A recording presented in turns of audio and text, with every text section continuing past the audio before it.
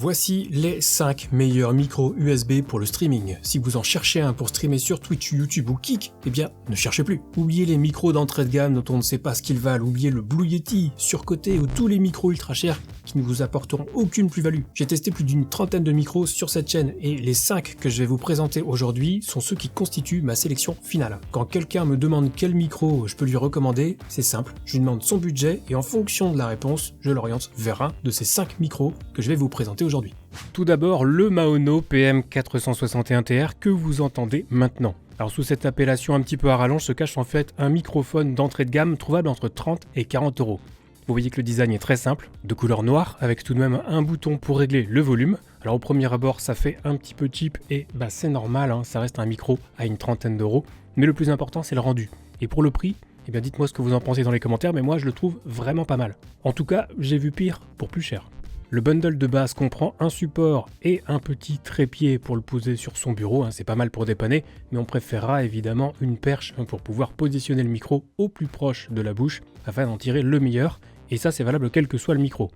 Du coup, il faudra sans doute un petit adaptateur pour le visser sur une perche standard, ce qui est souvent inclus avec la perche, et au pire ça peut se trouver à 6 € la paire sur Amazon. Vous trouverez un lien dans la description au besoin. Ensuite, il ne restera plus qu'à visser le support avec le micro et à brancher le tout, sachant que c'est une connectique USB type A classique côté PC. Et sinon, ce micro est censé avoir une réponse en fréquence allant de 30 Hz à 16 kHz. C'est moins large que la plupart des autres micros et selon votre oreille, vous entendrez peut-être une différence. Mais perso, encore une fois, moi je trouve le rendu très correct. Et c'est un micro à directivité cardioïde. Ça signifie que les sons provenant de l'arrière seront bien moins captés que ceux provenant de l'avant du micro.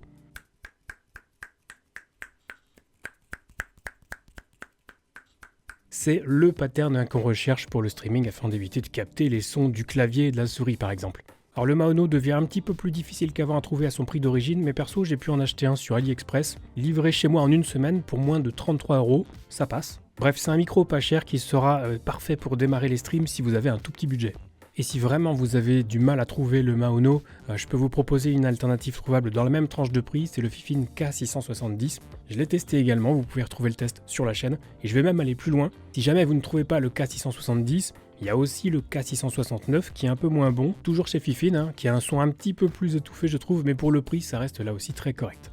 Ensuite on a un grand classique avec le Bird UM1 ou plutôt Woodbrass UM1 puisque c'est sa nouvelle dénomination. C'est pas un micro conçu pour le streaming à proprement parler, puisque comme vous pouvez le voir, il n'y a pas de bouton de réglage, ni aucun bouton pour mettre en sourdine, le design est épuré, le corps est métallique, la qualité de fabrication est plutôt bonne et ça se sent rien qu'au poids. On est là aussi sur un excellent rapport qualité-prix avec un tarif généralement constaté de 49 €, sachant que quand j'ai commencé à le mettre dans mes recommandations, il était 10 € plus cher, et c'est plutôt appréciable de constater cette baisse de prix permanente. C'est un micro que je connais bien parce que c'est avec lui que j'ai commencé à streamer en 2017, si j'exclus la courte période durant laquelle j'utilisais un micro casque sans fil et où j'avais même pas de caméra.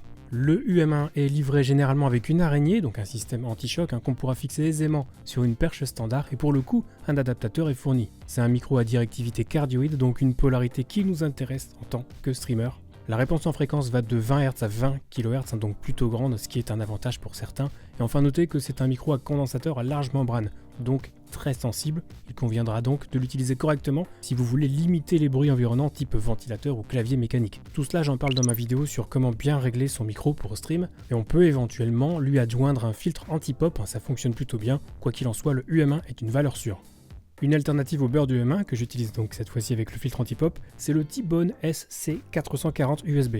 J'avais eu un petit coup de cœur pour ce modèle quand je l'avais testé et il est sorti il y a quelques années maintenant, mais sa sonorité est très agréable. Et même si lui non plus n'est pas conçu pour le streaming avec son design épuré mais solide et sa large membrane, il n'en reste pas moins une très bonne option quand on a un budget de moins de 50 € et on peut le trouver très facilement chez Thomann.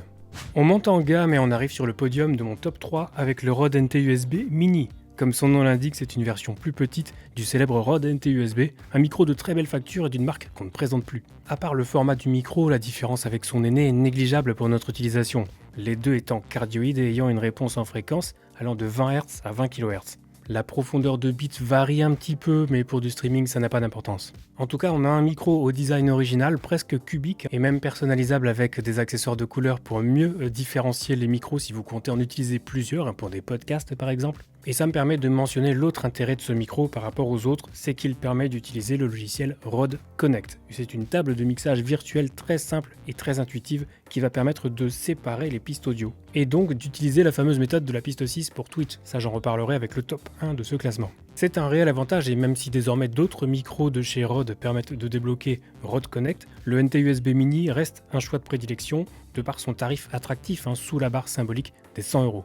C'est typiquement le genre de micro qu'on garde une fois qu'on l'a acheté. C'est un micro à condensateur à directivité cardioïde et il dispose d'un filtre anti-pop intégré, comme la plupart des micros de sa gamme. Il est également fourni avec un petit adaptateur qui lui permettra d'être monté sur n'importe quelle perche standard, y compris la perche Rode PSA1 très qualitative. Sur la deuxième marche du podium, on trouve un micro que je vais qualifier d'hybride, c'est le Shure MV7. Pourquoi hybride ?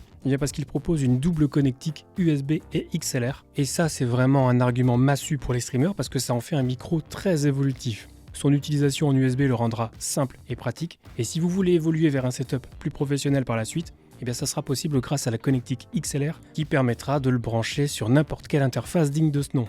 Autre avantage, c'est un micro dynamique, ce qui fait qu'il a besoin de plus de pression acoustique pour générer un signal électrique. Conséquence, ça le rend un petit peu moins sensible que les micros à condensateur au bruit environnant, à niveau sonore égal. Cela dit, notez que ça n'exclut pas d'utiliser le micro correctement en jouant sur son positionnement et éventuellement sur son traitement avec des filtres sur OBS ou des plugins VST. Esthétiquement, il ressemble à un petit SM7B, la star des micros chez les streamers pro. Pas forcément à juste titre, mais c'est sa sonorité chaleureuse qui plaît. Et le MV7 n'a pas à rougir de ce côté avec un rendu assez flatteur, bien qu'un petit peu sensible plosive, et avec une restitution sonore un petit peu moins riche due à une réponse en fréquence allant de seulement 50 Hz à 16 kHz.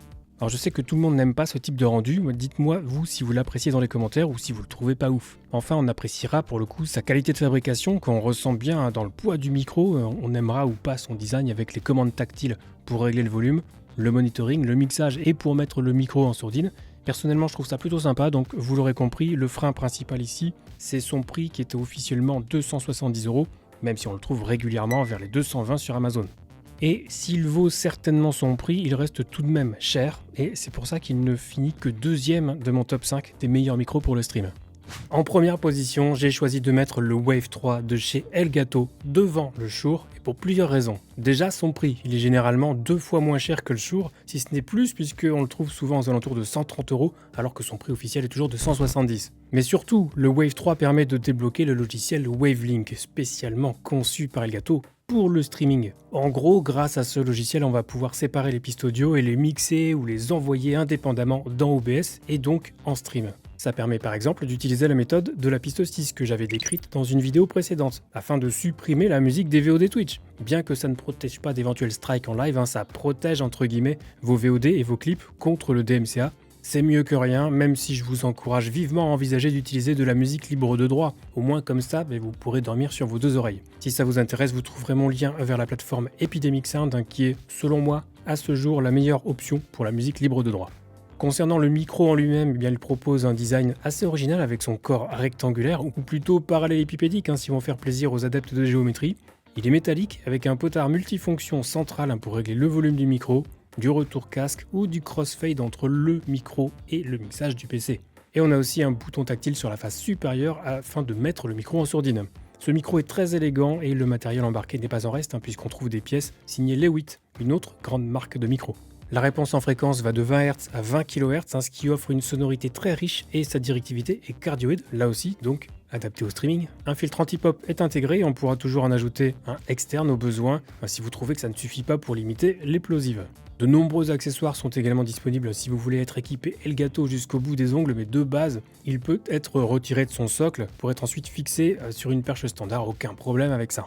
Voilà mon top 5 des micros destinés aux streamers. Il y en a pour tous les budgets, vous avez vu, de 30 à 250 € pour la solution Shure évolutive. Dites-moi celui que vous avez préféré dans les commentaires. Moi perso, ma recommandation ultime reste tout de même le Elgato Wave 3, très qualitatif et utilisable avec Wavelink, ce qui en fait un choix presque incontournable si vous voulez vraiment vous équiper à prix raisonnable et éviter d'avoir à changer de micro au bout de 6 mois. Parce que celui-là, je peux vous garantir que vous allez le garder. Je précise, si vous n'aviez pas encore deviné, que tous les micros ont été testés sans aucun traitement. Ça signifie que vous pouvez encore améliorer leur rendu relativement simplement en utilisant des filtres sur OBS par exemple ou des plugins VST. La base reste quand même d'utiliser correctement son micro, dans le bon sens, pas trop loin, avec un gain pas trop élevé pour limiter la prise de son des bruits environnants. Tout cela est décrit dans ma vidéo montrant comment régler son micro pour le stream que vous pouvez voir ici même. Pensez au passage à laisser un petit pouce vers le haut si la vidéo vous a plu et à très vite sur la chaîne.